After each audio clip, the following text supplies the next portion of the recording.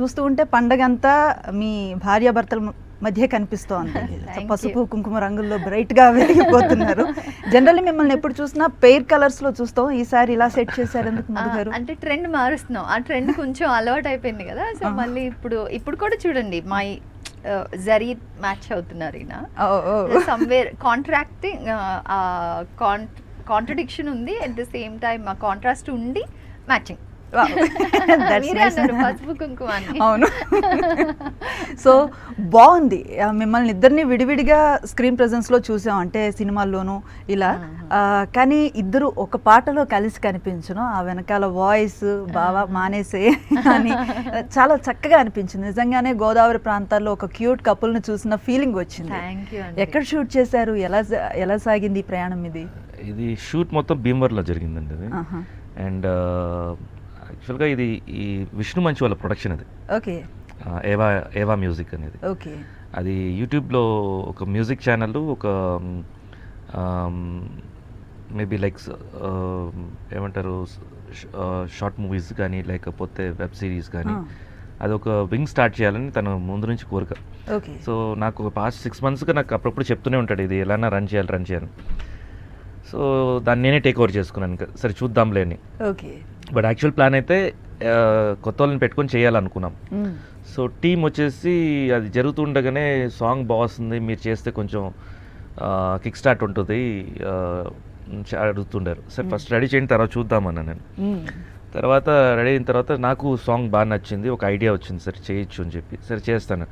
తర్వాత 2-3 రోజుల తర్వాత మేడం కూడా చేస్తే బాగుంటుంది అని చెప్పి, సో మేడం అయితే మీరే అడగండి, నేను అడగను ఉన్నాను. ఓకే. సో అక్కడ నరేట్ చేయడం జరిగింది. ఆ నరేషన్ కూడా నేను చెప్పాను, నేను ఒట్టి నరేట్ చేయండి, ఫస్టే చెప్పేవద్దు మీరు చేస్తున్నారని చెప్పి స్ట్రక్ అయిపోతారు, ఎందుకంటే ఇప్పుడు తను ఎప్పుడు అది నువ్వు చెప్తే బెటర్గా ఉంటుందేమో. అది మిమ్మల్ని ఎట్లా అప్రోచ్ చేయారు మీరు? ఎలా? అంటే యూజువల్గా ఇద్దరం సేమ్ ఫీల్డ్ కాబట్టి most of the work related topics కూడా ఇంట్లో డిస్కస్ చేసుకుంటాం. నా వర్క్ నాకు ఏదైనా ప్రాజెక్ట్స్ వచ్చినా తనకి ఏదైనా ప్రాజెక్ట్స్ వచ్చినా అలా జరుగుతూ ఉంటుంది. అండ్ వెన్ ఇలా విష్ణు మంచు ఇలా ప్లాన్ చేస్తున్నారు చాలా రోజుల నుంచి, తను ఇలా ఫోక్ సాంగ్స్ అన్నీ గ్యాదర్ చేసి దాన్ని మన హిస్టరీలో గుర్తుండిపోయేలాగా అన్ని సాంగ్స్ని అలా ఇనుమడింప చేయాలి అనేసి ప్లాన్ చేస్తున్నారు అనేది ఉంది. అట్ ద సేమ్ టైం ఈ యంగ్ టాలెంట్ మనం రీల్స్ చూసినా అసలు రీల్స్లోనే అదరగొట్టేస్తున్నారు వాళ్ళు.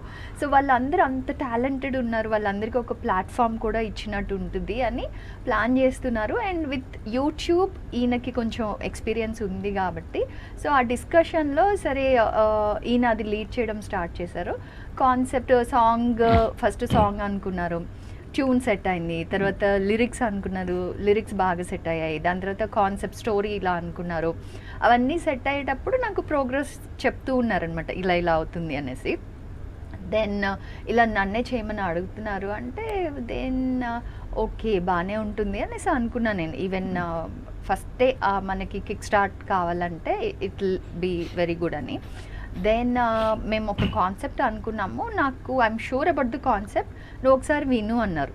అంటే ఎప్పుడైనా తనకి ఏదైనా డౌట్ ఉంది అంటే ఆర్ ఒక సెకండ్ ఒపీనియన్ కావాలి, తనకి ఏదైనా స్టోరీ విన్నా కానీ తనకి నచ్చేసిందంటే ఇమీడియట్ టీమ్తో సెట్ అయిపోతారు.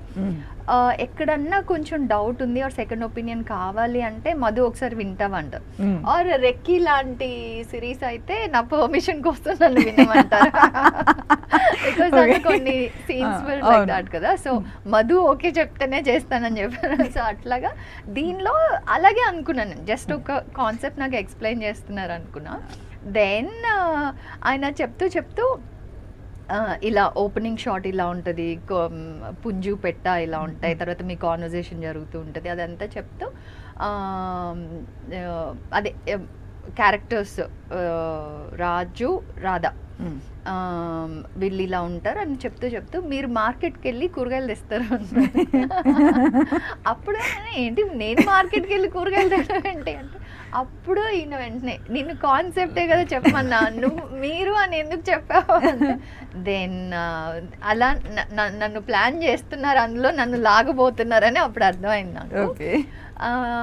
నాకు హ్యాపీ చేయడానికి ఒక యాక్టర్గా శివ బాలాజీ గారి పక్కన చేయాలంటే ఇట్స్ అ ప్రివిలేజ్. బట్ ఏంటంటే నేను వైఫ్గా ఎక్కువ ఆలోచిస్తాను. అంటే మమ్మల్ని ఇద్దరిని ఒక పేర్గా చూస్తున్నారు, ఇంటర్వ్యూస్లో చూస్తున్నారు, యూట్యూబ్లో చూస్తున్నారు, ఏదైనా ఈవెంట్కి వెళ్ళినా కలిసే వెళ్తాము. సో మోస్ట్లీ చూస్తున్నారు కదా, ఆన్ స్క్రీన్ వచ్చేటప్పుడు ఇంకెవరన్నా పేరు అయితే ఆ ఫ్రెష్నెస్ ఇస్తుందేమో అన్న థాట్ ఉంటుంది నాకు ఎప్పుడు. సో ఆ థాట్లోనే ఇంతకుముందు ఒకసారి స్నేహమేరా జీవితం అప్పుడు అడిగినప్పుడు నేను చేయలేదన్నమాట.